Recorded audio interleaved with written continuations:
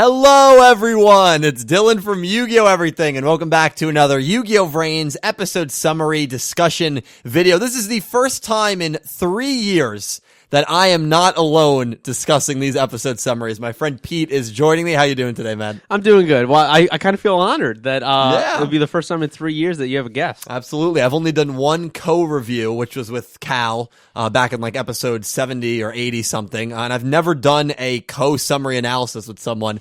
It's late Thursday night. It's like 1 in the morning, so Friday morning technically. So you'll be seeing this Friday afternoon. But without further ado, you have not seen these summaries. I have not seen them at all. I'm usually someone who stays away from spoilers, so which this I is respect. uncharted territory for me. So we're going to go over the 93 summary, the 94 summary, the 95 summary, the 96 summary. Guys, we hit gold with these summaries, and the 97 title, which are really the last knockings of Season 2 here.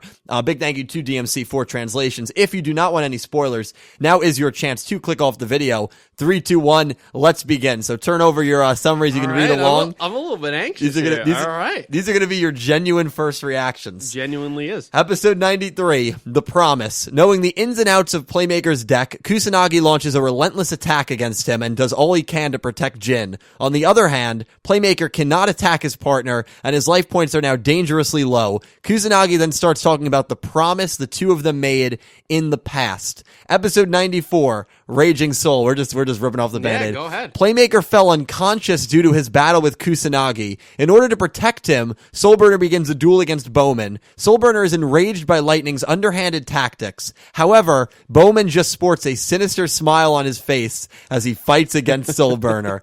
Episode 95, The Phoenix's Radiance. Bowman boasts that he has obtained a power that transcends human intellect itself and allows him to manipulate luck. Empowered by their bonds, Soulburner and Flame drive Bowman into a corner with their Salomon Great Monsters. However, something abnormal suddenly happens to Flame. ... That's not good. I wonder what that might be. Let's move on to episode 96 here, which is titled The Sin of Lightning. In order to lure Lightning to himself, Revolver reveals the sin Lightning has committed as well as the real reason why he made Bowman. The calm and collected Lightning is now filled with rage. He then challenges Revolver to a duel. The main scriptwriter for that being Yoshida. Yoshida is the main head of the show. And then episode 97's title, The Plan to Unify the Ignises, once again being scripted by Yoshida. And those are the next 4 episodes and the title of the 5th one of Yu-Gi-Oh! VRains. Now, I do want to say episode 97 is airing April 10th. We know that the ending and probably the opening, but we will know that for sure, like March 17th, March 18th, are changing in April. So these really are like the last knockings of Season 2. Playmaker is nowhere to be found right now because he's unconscious, which I don't know if that means he's going to lose to Kusanagi or if it's going to be like a draw because if he wins, I wouldn't imagine he would be unconscious. No, he would be probably taken down like Owie or Blood Shepherd. So right. So I don't know what's going to happen. So, I think we're probably going to have 98 episodes before the season ends. So that Lightning Revolver duel could be it.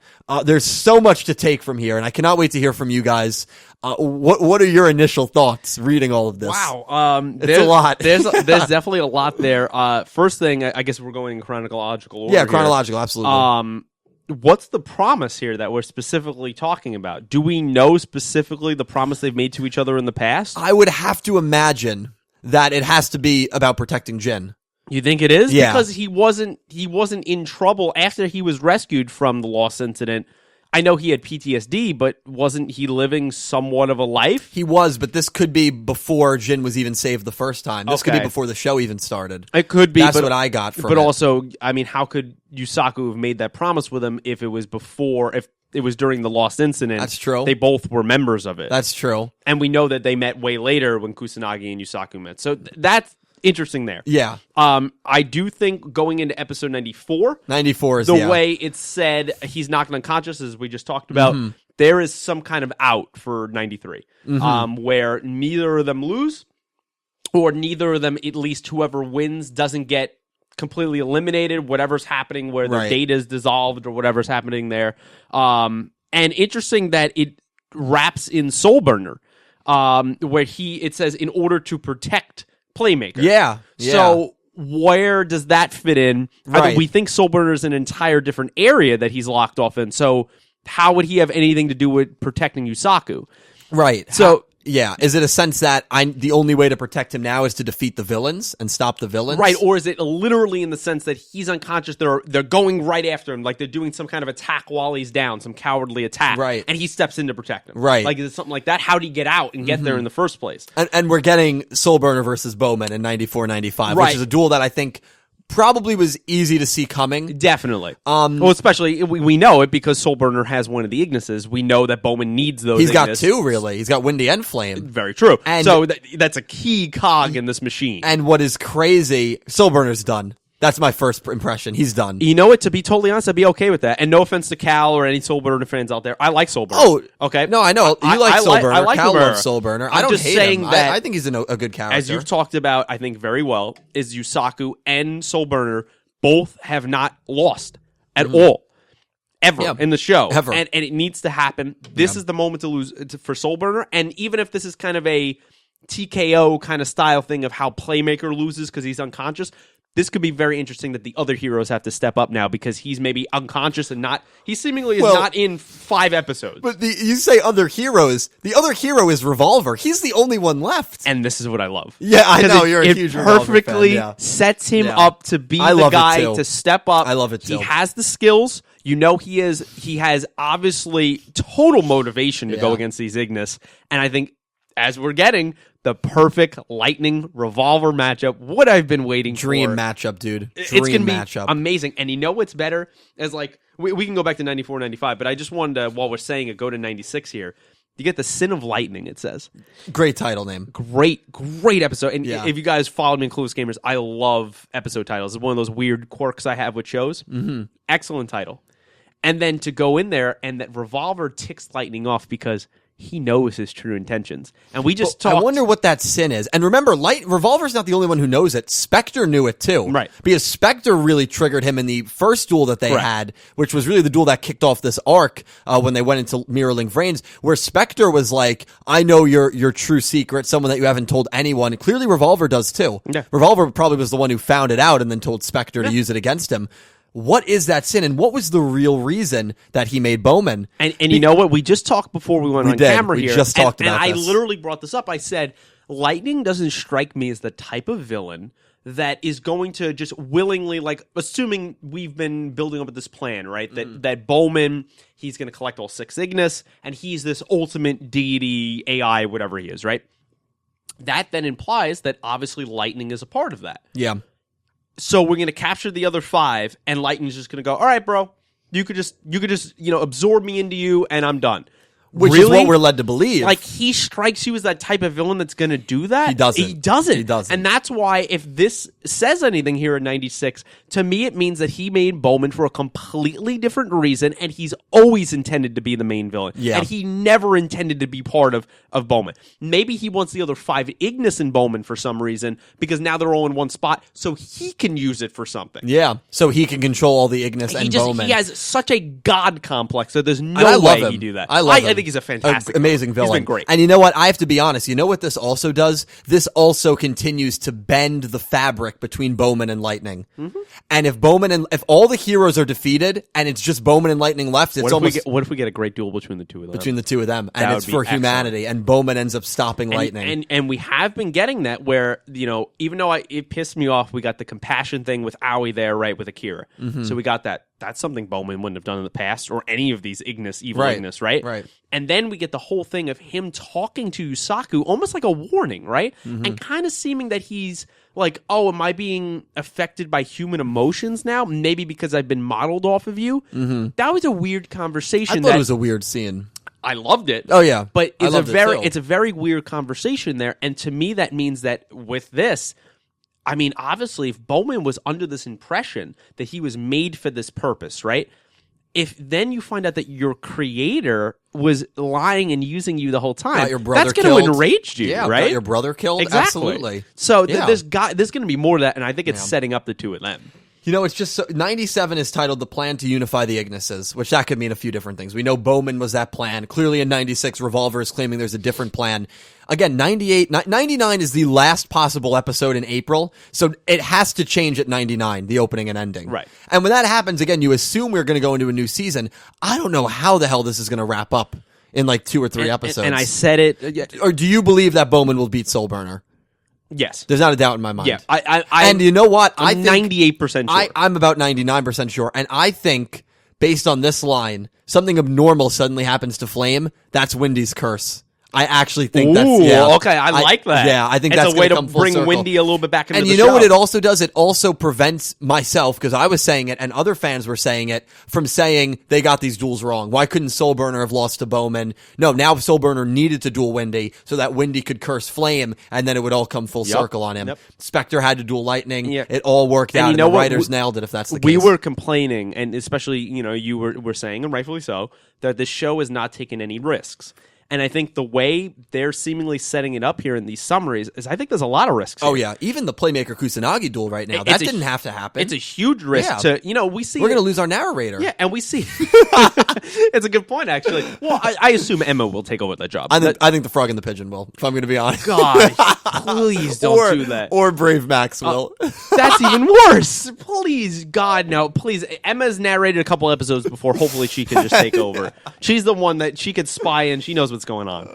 Oh, my God. But I think we see a lot of times in trailers and things like that, and in this case, an opening, where you have all these scenes and that they don't actually come true. And you were losing hope that Kusanagi Playmaker duel wouldn't happen. I was. Now we're getting it. Yeah, that's a risk. We got it. Having Soulburner lose and losing Flame and in turn Earth. Wendy. Well, Wendy? Yeah. Huge risk. Oh, yeah. Like, we're in... because he already has Earth. At this point, a Soulburner loss or Playmaker loss is a risk. And now, if you're potentially saying for 4 or 5 episodes that Yusaku's pretty much in the background in the season, he's knocked out whatever's going on. Yeah. Because we have him knocked out in 93. We got Bowman as the main focus with Soulburner in 94. And into in 95. And then 96 and presumably 97's Revolver and Lightning. And then the season's probably over in 98. So I think that's a huge risk to do that, and I love it. Yeah, and it's something that finally, we're going to take Yusaku out of the spotlight a little bit and focus on some of these other guys. That's what I love, because honestly, Playmaker, I like Yusaku, but VRains, I think, is at its strongest in the side characters and in the other characters of Yu-Gi-Oh! VRains. Mm-hmm. The Aoi Zaizens, the Revolvers. Yeah. And Revolver versus Lightning is a dream matchup. And if this is the final duel of the season, I'm glad it's him and not Yusaku versus Lightning or Yusaku versus Bowman, round 4. Yeah. Who wanted to see that? Yeah, and that's the duel no one asked for. Friggin' draw and all that.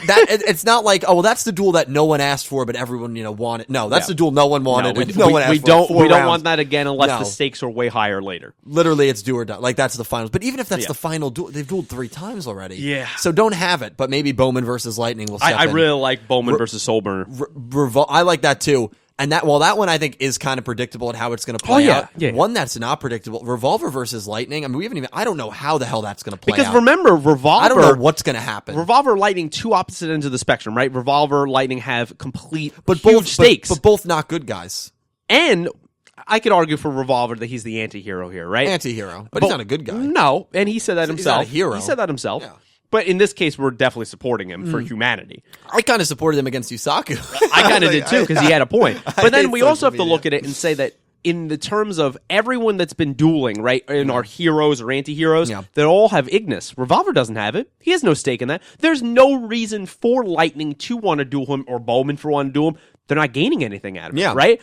But it's because Lightning got ticked off. Yeah. Because Revolver got under his fake, he's obviously an AI, he doesn't have skin, but metaphorically got under his skin. And that's why he's doing it. And that is great. Because Lightning he was so critical to Wendy. Oh, you let Revolver get under your skin. Yep. You let Soulburner get under your skin because you were enraged. That's why you lost this duel.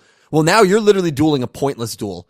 Revolver does not have an Ignis. He can stay put. You can lock him in there forever. Yeah. And nothing can happen. Yeah. But yet... here we are. Lightning versus Revolver. But I like that, though. And you know what? It also speaks more to these different elements in the show, right? So we have these Ignis that are supposed to be completely AI. They're not really supposed to have emotions. They have free will, but how much emotion did they really have? We see it in some of them. You know, Flame can get angry, like Soulburner. That's why they have the connection. You have Eyes a little bit funny. But someone like Lightning, that's always calm and collected. Yeah. For him to be enraged, yeah. you know it's going to be some dark secret, the real plan. That I can't wait for. I can't wait. That's going to be great. I'm so excited for 96. And honestly, these next 3 episodes, too, I'm excited for. I think Bowman. everything's going to be fantastic. Yeah. Even wrapping up this Kusanagi Playmaker Yusaku duel. Yeah. It's going to be good. It's going to be great. Well, yeah, that wraps up our thoughts. But I do want to ask you, though. Yes. If you had to make a prediction right now. Yeah. What's Lightning's real plan? Why is he so pissed off? What is it? Lightning's real plan is to be the supreme leader. It's not Bowman. I think so, too. Bowman is a front. Yep. And I didn't believe that because we just talked about it before. Yeah. I didn't believe that until the summary came out and until I really thought about 96. But Lightning, his intention was to use Bowman to get the 5 Ignis. And he needs them for some reason. And then just outsmart Bowman and say, all right, you know what? I'm going to be your leader. You're going to be my wingman, my second in command. And I'm going to redesign the world to my benefit. I'm not going to be one with these other 5 Ignis and then you can be... No. It's just another theme of the show too. That betrayal, and it's the Lightning, right? Light. He's the light Ignis. Light is normally a good, holy characteristic, except he's the evil one. Yeah, and the dark Ignis is almost like the best one. Yeah, and I go back to what was it, 78 or 79 when he's facing Blood Shepherd. He's literally in front of a church stained glass window, floating above the world and human evolution. Yeah. That's what he sees himself as. And someone like that is not going to give up the power to someone like Bowman. No, it's just not going to happen. No.